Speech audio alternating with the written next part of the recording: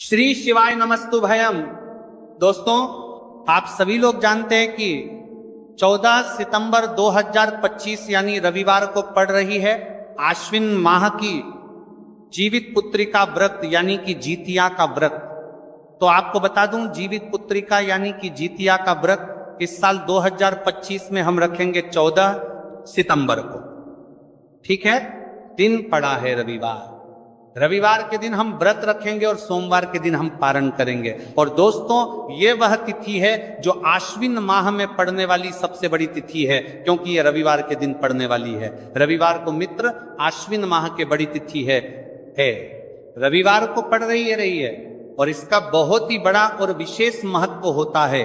अगर कभी भी मौका लग जाए और आश्विन माह की जीवित पुत्रिका व्रत को पड़ जाए तो आप लोगों को एक हरा नींबू वाला उपाय तो अवश्य ही करना चाहिए। इन दोनों का संयोग बहुत ही कम आता है। इसी के साथ में जी ने अपनी शिव पुराण कथा में बताया है कि इस दिन आपको एक एक हरा नींबू वाला उपाय तो आपको अवश्य ही करना चाहिए, क्योंकि ऐसा दिन पूरे साल में सिर्फ एक ही बार आता है।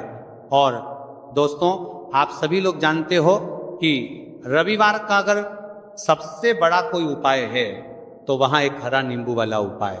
तो दोस्तों, आश्विन माह की रविवार जीवित पुत्रिका व्रत के दिन आप लोगों को इस एक हरा नींबू वाला उपाय को जरूर करना है।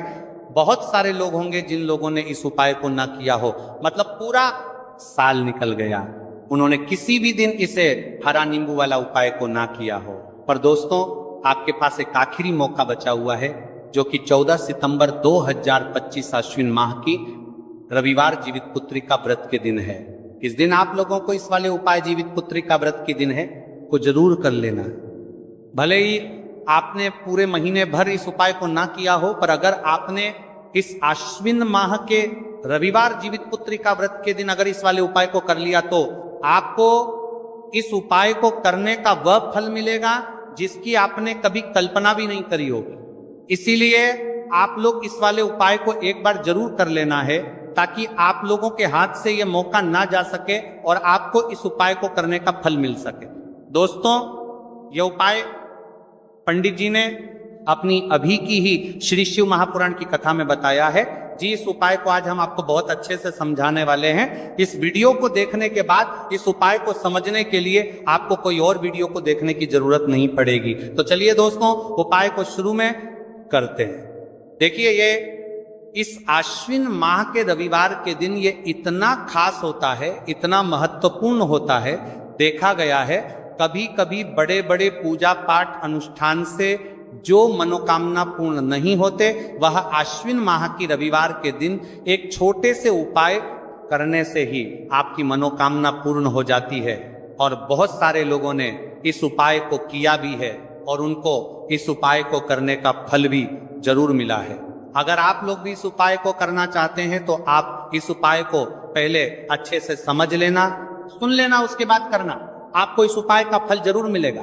और इस उपाय को कर लेने से आपके घर में चाहे किसी भी प्रकार की दुख और समस्या क्यों ना चल रही हो, आपको उसका कारण भी नहीं पता है कि भाई ये समस्या किस कारण से चल रही है, उसका कुछ भी कारण हो सकता है, जैसे पितृ दोष हो सकता है या किसी भी तरह का मंगल दोष भी हो सकता है। तो इस दिन आप लोगों को ये वाला उपाय कर लेना है। ये एक ऐसा उपाय है जिस उपाय को अगर किसी विशेष दिन पर किया जाए तो भाई उस विशेष दिन का जो है वह तो हमें मिलता ही मिलता है, पर हमने उस दिन पर इस उपाय को किया है तो हमें उससे भी बड़ा फल मिलता है, और फल बहुत जल्दी मिलता है, क्योंकि आप इस उपाय को बहुत ही बड़े और विशेष दिन पर कर रहे हो।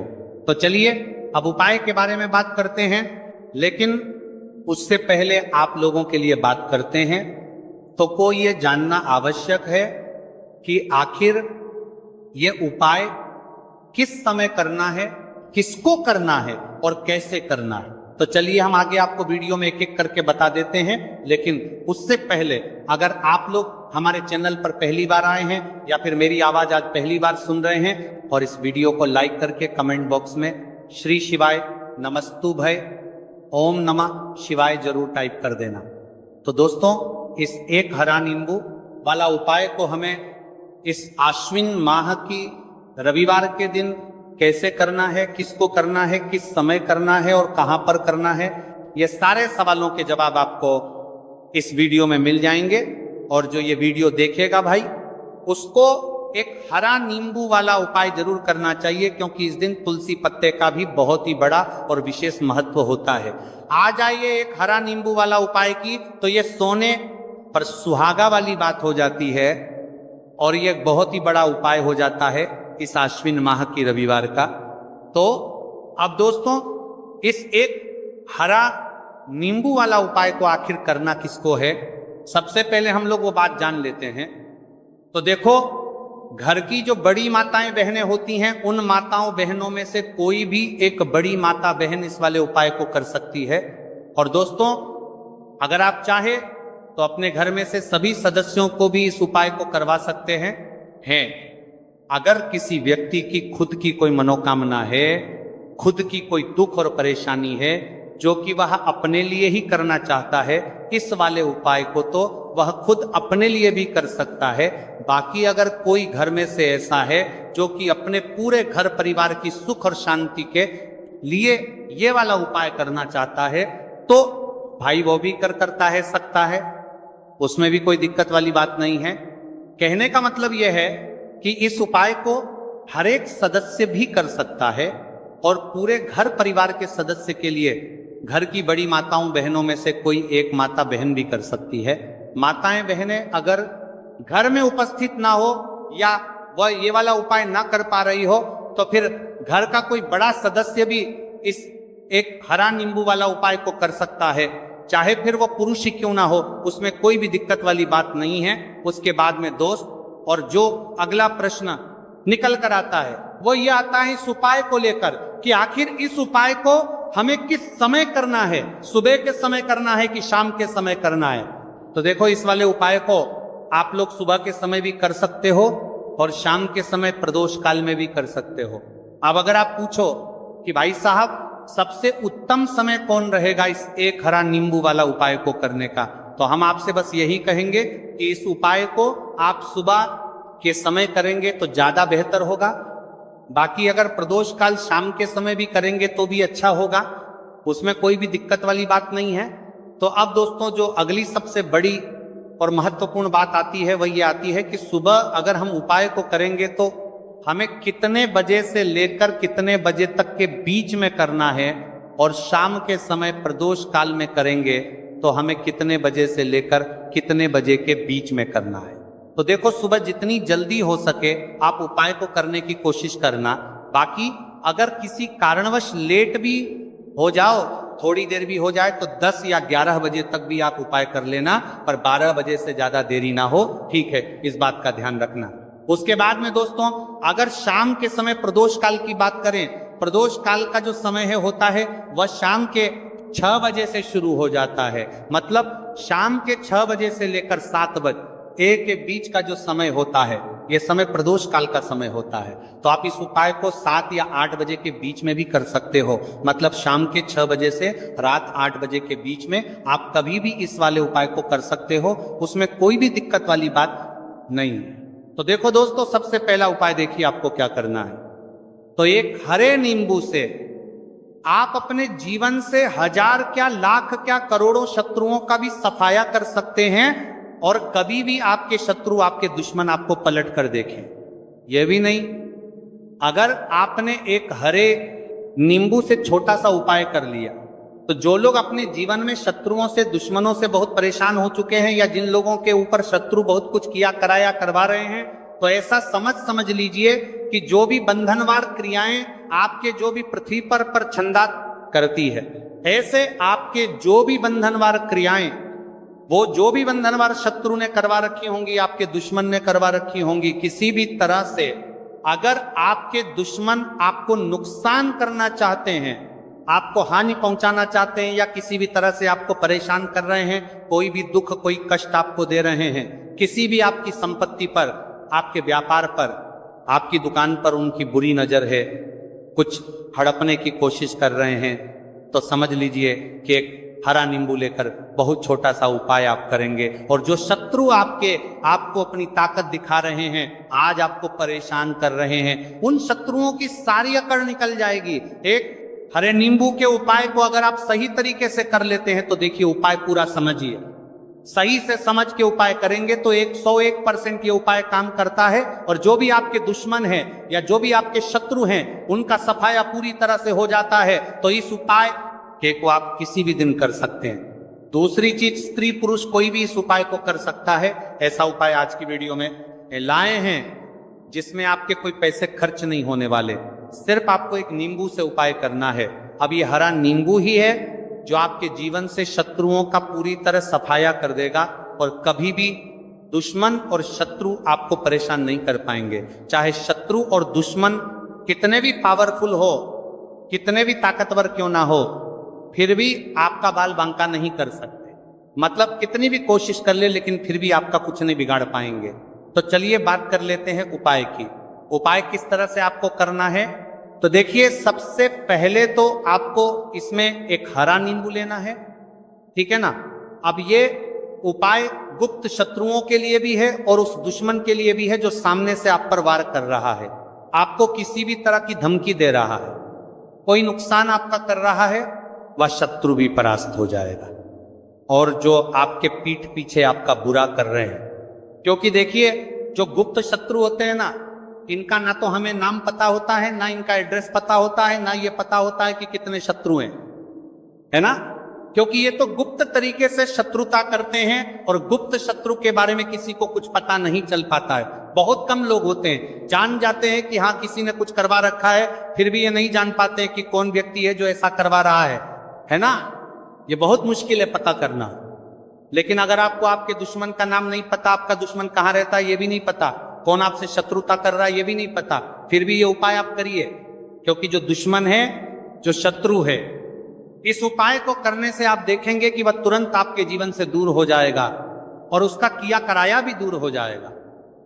जो भी आपके ऊपर करवा रखा होगा, आपके व्यापार पर करवा रखा होगा, क्योंकि बहुत सारी उच्चाटन और बंधन वार की क्रियाएं हैं जो लोग करवा देते हैं। बहुत सारे तांत्रिकों के पास जाकर और भी बहुत सारी जगहों पर जाकर लोगों के साथ बहुत कुछ गलत करवाते हैं। लेकिन आप विश्वास मानिएगा, इस उपाय को करने से जितनी भी क्रियाएं हैं ऐसी वह सब कट जाती हैं। और इस उपाय को करने से घर बैठे आपके शत्रु जो हैं वो दूर हो जाते हैं। मतलब कहीं जाने की आपको आवश्यकता नहीं पड़ती है। तो चलिए बात कर लेते हैं उपाय की। देखिए, इसमें एक हरा नींबू आपको लेना है। नींबू बिल्कुल दाग दगीला ना हो। आपने देखा होगा कि कभी कभी नींबू के ऊपर छोटा छोटा दाग है ना आ जाता है, या नींबू थोड़ा सा खराब होता है। लेकिन आप कभी भी उपाय के लिए खराब नींबू ना लें, एकदम साफ सुथरा सा नींबू आपको लेना है। और एक पीला नींबू भी आता है। पीला नींबू बिल्कुल आपको इस उपाय में नहीं लेना है। लेना हरे रंग का ही नींबू है, ग्रीन कलर का। इसी के साथ आपको एक काले रंग का पेन लेना है, काले रंग का कलम आपको लेना है। कलम कोई सा भी आप ले सकते हैं, कोई भी पेन ले सकते हैं, स्केच ले सकते हैं, मार्कर ले सकते हैं, ठीक है ना। कोई भी पेन आप ले लीजिए। अब आपको क्या करना है, ये दोनों चीजें लेकर अपने घर में एकांत में बैठ जाना है, जहां इस उपाय को करते समय आपको कोई रोके टोके ना है, ना ऐसी जगह पर करेंगे। चाहे कमरा है आपके घर में ऐसा, या कोई भी गैलरी बरामदा, जहां इस उपाय को आप करें और आपको कोई रोके टटोके ना। भले ही उपाय के बारे में सबको पता है आपके घर में, फिर भी उस समय कोई आपको डिस्टर्ब ना करे, है ना। इस तरीके से आपको उपाय करना है। तो देखिए, सबसे पहले नींबू आपने क्या करना है, नींबू पकड़ना है हाथ में और काले रंग के पेन से इस नींबू के ऊपर अपने दुश्मन का, अपने शत्रु का नाम लिख देना है। अब बहुत सारे लोग कहेंगे कि हमें तो ऐसे ऐसे शत्रु हैं हमारे जीवन में जो गुप्त हैं, जिनको हम जानते भी नहीं, उनका नाम कैसे लिखेंगे। तो देखिए, अगर शत्रु का नाम नहीं जानते, ये भी नहीं जानते कि कितने शत्रु हैं, तो केवल आप उस नींबू पर शत्रु लिख दे। देखिए, जब आप केवल शत्रु लिखते हैं ना, इससे आपके सारे दुश्मन, सारे शत्रु ही परास्त हो जाते हैं, सभी के सभी का सफाया हो जाता है। तो नींबू के ऊपर केवल शत्रु लिखेंगे और फिर इसे आपको काले रंग के कपड़े में रख देना है। शत्रु लिखने के बाद या शत्रु का नाम लिखने के बाद काले कपड़े में रख देना है और 3 बार आपको बोलना है, मेरा शत्रु परास्त हो, मेरा शत्रु परास्त हो, मेरा शत्रु परास्त हो। इसके बाद आपको क्या करना है, काले कपड़े में इस नींबू को रख के इसे बांध लेंगे, पड़तालो पोटली टाइप की बना लेंगे। और जहां कहीं भी आपको थोड़ी सी मिट्टी दिख जाए आपके घर के बाहर, कहीं भी आपको लगे कि हाँ यहाँ कच्ची मिट्टी है, यहाँ खुदाई हो सकती है, वहां छोटा सा गड्ढा कर लें। घर से कोई चीज लेकर जाएं और उस गड्ढे में इस नींबू को आपको रख देना है और मिट्टी अच्छे से ढक देंगे कि नींबू बिल्कुल दिखे ना। ये उपाय शाम के समय का है, मतलब जब सूरज छिप जाता है उसके बाद कभी भी आपको ये उपाय करना है। सूरज की रोशनी में ये उपाय आपको नहीं करना है। ये उपाय करिए और जब आप इस नींबू को पूरा ढक देंगे अपने घर चले आइए और कुछ भी आपको नहीं करना है, पीछे पलट कर नहीं देखना है। घर आकर हाथ पैर धो लेंगे और 1000 शत्रु हो, लाख हो, करोड़ हो, बिल्कुल उनका सफाया हो जाएगा। उन्होंने जो क्रियाएं आपके ऊपर करवा रखी हैं, तांत्रिक क्रियाएं या कोई भी जादू टोना, सभी कुछ दूर होता है। इस उपाय को करने से तो करिए ये उपाय और इसका चमत्कार देखिए। सिर्फ और सिर्फ आपको इस उपाय को एक बार ही करना है और एक बार ही उपाय करने में शत्रु का पूरी तरह सफाया हो जाएगा। सारे शत्रु के परास्त हो जाएंगे, सारे दुश्मन आपके सामने नतमस्तक हो जाएंगे, आपके सामने हाथ जोड़कर माफी मांगने को मजबूर हो जाएंगे। मतलब आप कुछ नहीं बिगाड़ेंगे। तो देखिए, नींबू जो है ये साधारण नहीं होता है। नींबू के अंदर ऐसी ऐसी शक्तियां पाई जाती हैं जो आपके दुश्मन को, आपके शत्रु को जड़ से खत्म कर सकती है। आपने देखा होगा कि जब भी लोग अपना व्यापार शुरू करते हैं या जो भी बिजनेस करते हैं, दुकान खोलते हैं, छोटा मोटा व्यापार जैसा भी काम करते हैं, वहां पर नींबू मिर्च जरूर लगाते हैं। क्योंकि देखिए, जो नींबू और मिर्च होती है ये आपके जीवन में धन को लाने का और बढ़ाने का काम भी करती है। क्यों? क्योंकि नींबू और मिर्च जो होता है, इसे जब आप अपने घर के दरवाजे पर या दुकान पर, शॉप पर लगाते हैं, इससे कभी भी आपके दुकान को, शॉप को नजर नहीं लगती है। बुरी नजर को बाहर ही ये रोक देती है। साथ ही साथ जो नींबू होता है ये शत्रु से छुटकारा दिलाने के लिए, दुश्मनों को दूर करने के लिए बहुत उत्तम होता है। तो उपाय करें, आपको लाभ जरूर होगा। अब हम बात करते हैं दूसरे विशेष उपाय ई की। देखिए, ये उपाय भी आपको तुलसी जी के पौधे के वहां पर करना है। आपके भाग्य का उदय करने के लिए आपके घर में धन समझ की गई, आपके घर में धन समझ की गई, आपके भाग्य के संजी के, आपके भाग्य कर्म में तुलसी जी के संजी के। आपके घर में परेशानियां हैं, कर्ज की समस्या अगर दिन पर दिन बढ़ती जा रही है, खत्म नहीं हो रही है, बहुत ज्यादा परेशानियां हैं, तो आपको ये उपाय करना चाहिए। देखो करना क्या है, बहुत ध्यान से समझना। आपको मात्र तांबे के पात्र के अंदर जल लेना है, उस जल के अंदर 1 चुटकी आपको हल्दी मिला देनी है, ठीक है, और साथ में लेना है एक कमलगट्टा। ये केवल उपाय रविवार चैत्र नवरात्रि के दिन करना। अगर आपको ऐसा लगता है कि आपके जीवन में अष्टलक्ष्मी का वास नहीं है, भाग्य का साथ आपको नहीं मिल पा रहा है, तो आप ये उपाय रविवार के दिन कर सकते हैं, रविवार के दिन भी कर सकते हैं, ठीक है। रविवार और रविवार दोनों दिन आप ये उपाय कर सकते हैं। देखो करना क्या है, इस टाइम के पात्र के अंदर हल्दी डाली और एक कमल गट्टा डाला। अब आपको तुलसी जी के वहां पर जाना है। देखिए, जब आप हल्दी डालोगे जल के पात्र के अंदर, तब आपको ओम नमो भगवते वासुदेवाय का 11 बार जाप करना है। फिर हल्दी डालना है। जब आप कमल गट्टा बाप के समतर का बजा लें, जब आप कमल गट्टा 12 डालोगे, तब आपको ओम श्री नमः या ओम महालक्ष्मी नमः इस मंत्र का जाप करते हुए एक कमल गट्टा डालना है। 11 बार जाप करना है, ठीक है। कमल गट्टा और हल्दी दोनों होना चाहिए। कमल गट्टा महालक्ष्मी का प्रतीक माना जाता है और हल्दी जो है वह भगवान विष्णु के निमित्त आप हल्दी डालेंगे, ठीक है। इस जल को आपको तुलसी जी की जड़ में अर्पित करना है, अर्पित करना है। ओम नमो भगवते वासुदेवाय का जाप का जाप का जाप का जाप का जाप का जाप का जाप का जाप का जाप का रहते हुए बस इतना सा उपाय करना। धन संबंधित को कोई भी परेशानियां है वह सब दूर हो, ऐसी आपको प्रार्थना करनी।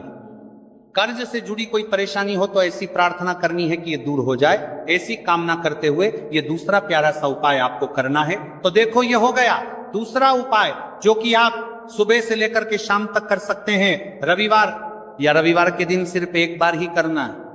अब जो कमल गट्टे हैं, कमल गट्टे को आपको वहीं पर तुलसी जी के वहां पर रखे रहने देना है, आपको उठाना नहीं है। चाहे तो आप तुलसी जी की वहीं पर गांठ दें, ठीक है। तो भी चलेगा। तो इस प्रकार से आपको ये सुंदर सा उपाय करना है। अब हम बात करते हैं तीसरे उपाय की। ध्यान रखना, ये जो दूसरा उपाय है ये आपको आपके घर में ही करना है, बाहर कहीं पर भी मत कर करके आना, ठीक है। घर में अगर तुलसी जी हो तो ही आप ये उपाय कर सकते हैं। अब हम बात करते हैं तीसरे विशेष उपाय। देखो, भाग्य का साथ आपको मिले तब, और गुरु बृहस्पति को मजबूत करना बहुत जरूरी होता है। इसीलिए पूज्य गुरुदेव ने एक बहुत ही सुंदर सा उपाय बताया था, जो कि है पीले चावल का। थोड़े से अक्षत लेना, चावल लेना। अगर आपको ऐसा लगता है ना कि आपको किसी भी चीज में सफलता